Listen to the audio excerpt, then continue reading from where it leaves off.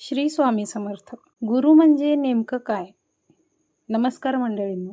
गुरुपौर्णिमेच्या या पवित्र दिवशी तुम्हा सर्वांना मनपूर्वक शुभेच्छा. आपल्या आयुष्यात आईवडिलांचं स्थान किती मोठं आहे हे आपल्याला माहिती आहे. पण एक व्यक्ती अशी असते जी आपल्याला फक्त जगायला शिकवत नाही तर जीवनाचा खरा अर्थ समजून घ्यायला शिकवते. आणि ती व्यक्ती म्हणजे गुरु. गुरु म्हणजे फक्त मंत्र देणारी व्यक्ती नाही. गुरु म्हणजे फक्त पूजा करण्याची व्यक्ती नाही. गुरु म्हणजे आपल्या आयुष्यात आलेला असा प्रकाश जो अंधारात आपल्याला योग्य दिशा दाखवतो. कधी कधी आयुष्यात सगळं असूनही मनात एक प्रश्न असतो, मी नेमकं काय करावं? माझ्याच आयुष्यात एवढ्या अडचणी का येतात? माझ्यावरच संकट का येतात? आणि देव माझीच परीक्षा का घेतो? गुरु आपल्या आयुष्यात असतील तर प्रत्येक प्रश्नाचं उत्तर लगेच मिळेलच असं नाही, पण त्या प्रश्नाला सामोरे जाण्याची ताकद नक्की मिळते.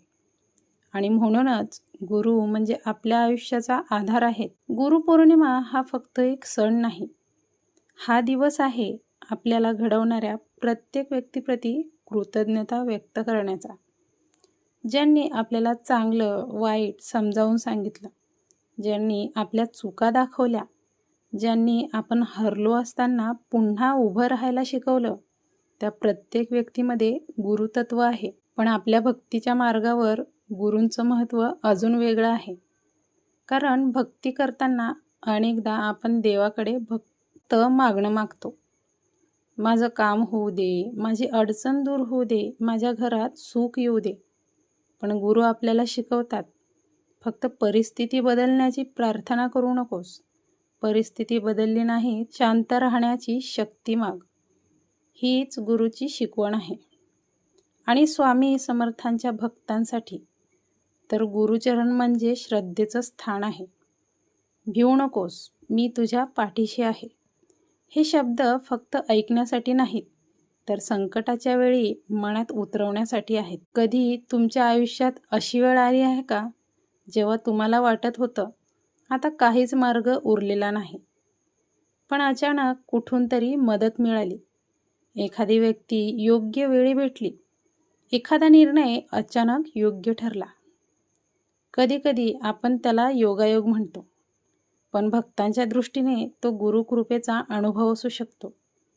म्हणूनच गुरूंची कृपा म्हणजे आपल्या आयुष्यात कधीच संकट येणार नाहीत असं नाही. गुरुकृपा म्हणजे संकट आलं तरी आपण पूर्णपणे कोसळणार नाही. गुरु आपल्याला संकटापासून नेहमी वाचवतीलच असं नाही, पण संकटांतून बाहेर पडण्याची दृष्टी, धैर्य आणि संयम ते आपल्याला देऊ शकतात. म्हणूनच या गुरुपौर्णिमेला गुरूंकडे एक वेगळी प्रार्थना करा. गुरुदेव, माझ्या आयुष्यात सगळं माझ्या मनासारखं घडू दे अशी मागणी नाही, पण जे काही घडेल ते स्वीकारण्याची शक्ती मला द्या. चुकीच्या मार्गावर गेलो तर मला थांबवा. अहंकार वाढला तर मला नम्र करा. मी हरलो तर मला पुन्हा उभं करा. आणि सर्वात महत्त्वाचं, माझी श्रद्धा कधीही कमी होऊ देऊ नका.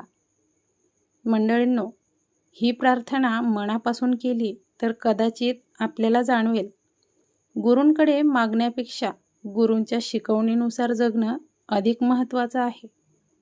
गुरूंच्या चरणी फुलं वाहणं सुंदर आहे, पण त्याच्या विचारांनुसार एखाद्या दुःखी माणसाला आधार देणं त्याहूनही सुंदर आहे. गुरूंच्या फोटोसमोर दिवा लावणं चांगलंच आहे, पण आपल्या वागण्यामुळे कोणाचं मन दुखणार नाही याची काळजी घेणं त्याहून मोठी सेवा आहे. गुरूंचं नामस्मरण करणं महत्त्वाचंच आहे, पण अडचणीच्या काळात श्रद्धा टिकवणं हीच तर खरी परीक्षा आहे. म्हणूनच या गुरुपौर्णिमेला एक संकल्प करूया. गुरूंचं नाव फक्त ओठांवर नाही, तर गुरूंची शिकवण आपल्या आचरणात आणूया. जर तुम्ही स्वामी समर्थांना आपले गुरु मानत असाल तर आज शांतपणे डोळे बंद करा. मनात स्वामींची प्रतिमा आणा आणि फक्त एवढंच म्हणा, श्री स्वामी समर्थ, माझ्या आयुष्यात कितीही संकट आली तरी माझी श्रद्धा ढळू देऊ नका. माझ्या चुका मला समजावून द्या, मला योग्य मार्ग दाखवा आणि माझ्या प्रत्येक पावलावर तुमचा आशीर्वाद राहू द्या. मंडळी, गुरुपौर्णिमेच्या दिवशी गुरूंच्या चरणी आपली कृतज्ञता व्यक्त करूया. कारण आयुष्यात पैसा मिळाला तर सुख मिळू शकतं, पण योग्य दिशा मिळाली तर जीवन बदलू शकतं. आणि योग्य दिशा देणारा म्हणजेच गुरु. ज्यांच्या आयुष्यात गुरु आहेत ना, त्यांनी स्वतःला भाग्यवान समजा. आणि ज्यांना अजूनही वाटतं की माझ्यासोबत कोणी नाही, त्यांनी एकदा मनापासून गुरुचरणी विश्वास ठेवून पाहावा. कदाचित उत्तर लगेच मिळणार नाही, पण मनात एक शांत आवाज नक्की येईल. घाबरू नकोस, तुझा गुरु तुझ्या सोबत आहे. गुरुपौर्णिमेच्या तुम्हा सर्वांना मनपूर्वक शुभेच्छा. श्री स्वामी समर्थ. जय जय स्वामी समर्थ. व्हिडिओ आवडला असेल तर कमेंटमध्ये श्रद्धेने लिहा श्री स्वामी समर्थ. आणि हा संदेश त्या व्यक्तीपर्यंत नक्की पोहोचवा ज्यांच्या आयुष्यात गुरूंचं स्थान खूप मोठं आहे.